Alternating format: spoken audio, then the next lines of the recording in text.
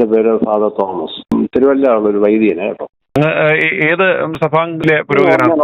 ഞാൻ ഓർത്തഡോക്സ്. ഞാൻ ഈ രാഹുലിനെ വളരെ ഇഷ്ടപ്പെടുന്ന വ്യക്തിയാണ്. കാര്യം ചുരുക്കുള്ള ഒരു വിവരമുള്ള ഒരു വ്യക്തി. അദ്ദേഹത്തിന്റെ ഒരു രംഗപ്രവേശത്തോടെയാണ് വാസ്തവത്തിൽ കോൺഗ്രസിന് ഉണർവ് കേരളത്തിലുണ്ടായത്.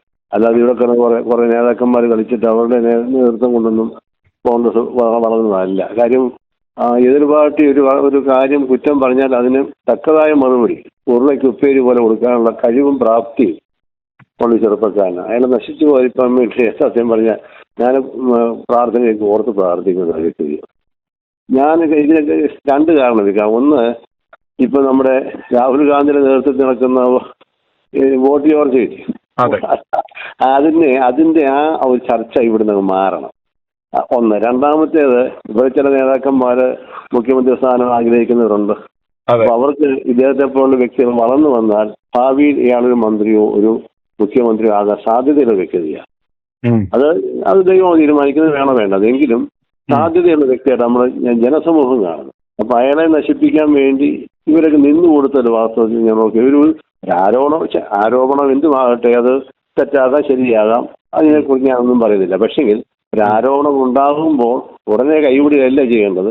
അതിനെക്കുറിച്ച് ശരിയാവണ്ണം ഒരു പഠനം നടത്തിയിട്ട്, അല്ലെങ്കിൽ ആ ആരോപണം നടത്തിയ വ്യക്തി നേരെ വന്നിട്ട് സംസാരിക്കുകയായിരുന്നെങ്കിൽ അത് കുറെ കൂടെ ക്ലാരിറ്റി കിട്ടുമായിരുന്നു. അത് കിട്ടുമായിരുന്നു. ഇത് വെറും പൊട്ടന്മാരുടെ കളി.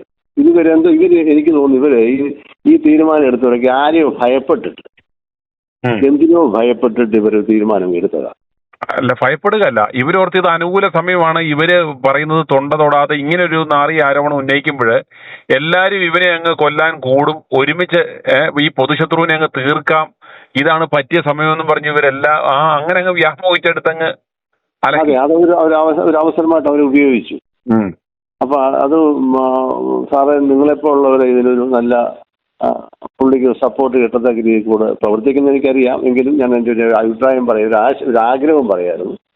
ഞങ്ങള് കഴിഞ്ഞ 2-3 ദിവസം ഇതിന്റെ പുറകെ ബാക്കി എല്ലാ മാധ്യമങ്ങളും ഇദ്ദേഹത്തിന്റെ രക്തത്തിന് വേണ്ടി മുറവിളി കൂട്ടിയപ്പോൾ ഇദ്ദേഹത്തിന് ഒപ്പം നിന്ന് ഞങ്ങൾ മാത്രമല്ലേ ഉണ്ടായിരുന്നുള്ളൂ.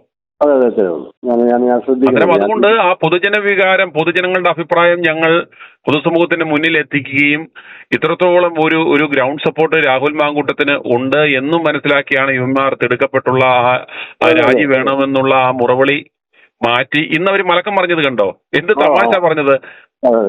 ഇവര് ഈ അധ്യക്ഷ സ്ഥാനം രാജിവെപ്പിച്ച പ്രാഥമിക അംഗത്വം സസ്പെൻഡ് ചെയ്ത് ഇവര് തന്നെ ഇന്ന് പറയുകയാണ്, കാര്യമായ ഇതിനകത്ത് പരാതിയില്ല, FIR ഇല്ല, തെളിവില്ല, പിന്നെന്തിനാ രാജിയുടെ കാര്യം.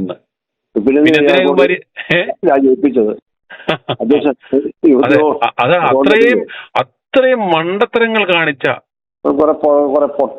പൊട്ടംകളി എന്ന് പറയുന്നത്. എന്ത് തോന്നുന്നു, ഈ ഒരു KPCC ഒരു അധ്യക്ഷ സ്ഥാനത്ത് ഇരിക്കുന്നവർ ആ സുധാകരനെ മാറ്റി ഇതുപോലൊരു വ്യക്തിയെ കൊണ്ടുവച്ചതിനോട് എന്ത് തോന്നുന്നു? അത് വാസ്തവ സുധാകരനെ ഇവര് ഇതന്നെ, സുധാകരനും ഇതുപോലെ വളർന്ന് കുറേശ്ശെ കാലം കൂടെ നിന്ന് കഴിഞ്ഞാൽ പുള്ളിക്കാരൻ അടുത്ത ഇലക്ഷന് കോൺഗ്രസിന് ഒരു നേതൃത്വം വന്നു കഴിഞ്ഞാൽ പുള്ളിക്കാരൻ ചാടി കയറുന്നത് പേടി. അയാളെ ഒതുക്കി. ആദ്യമേ തന്നെ ആരോഗ്യ കാരണങ്ങളാൽ പുള്ളിയെ പതുക്കെ മൂലക്കിരുത്തി.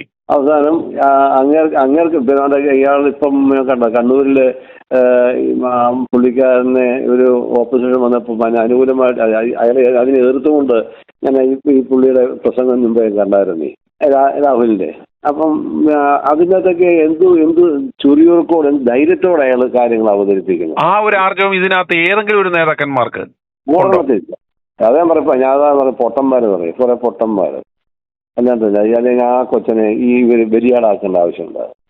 അതിന്റെ ഭാവി നശിപ്പിക്കാൻ വേണ്ടി മാത്രം.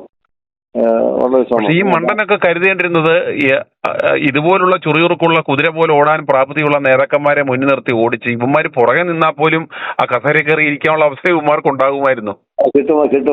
ഇത് ഈ ആക്രാന്തം കാണിച്ച്, അതായത് ഈ അസൂയ മൂത്ത് ഇല്ലായ്മ ചെയ്യാൻ പോയപ്പോൾ ഇവന്മാര് സ്വയവും ഈ പാർട്ടിയും ഇല്ലാതായി പോയില്ലേ, ഒരു സാധ്യത ഇല്ലാതാക്കി കളഞ്ഞില്ലേ? അതെ, ഈ കഴിഞ്ഞ പൊതുരക്ഷണ തന്നെ ഈ പറഞ്ഞ രമേശിന് മുഖ്യമന്ത്രിയാകും കളിച്ച കളിയല്ലയോ ഉമ്മൻചാണ്ടിയെ തോപ്പിച്ചത്. ഉമ്മൻചാണ്ടി ഭൂരിപക്ഷം കിട്ടാൻ പോയത് അതുകൊണ്ടാണ്, ഇയാളെ കളിയായിരുന്നു. അത് തന്നെ അയാൾ ആഗ്രഹിക്കുന്നതില്ല. 19 വയസ്സായി, ഇനിയിപ്പം വേറെ സാധനം കിട്ടാൻ ഇനി സമയങ്ങളൊന്നുമില്ല. അപ്പൊ എങ്ങനെയെങ്കിലും വീണ്ടുകാരൻ ഉദ്ദേശിച്ചാൽ അയാളെന്നാലും ആദ്യം കയറി രാജിവെക്കണത് ആദ്യം കയറി അടിച്ച അയാളല്ലേ.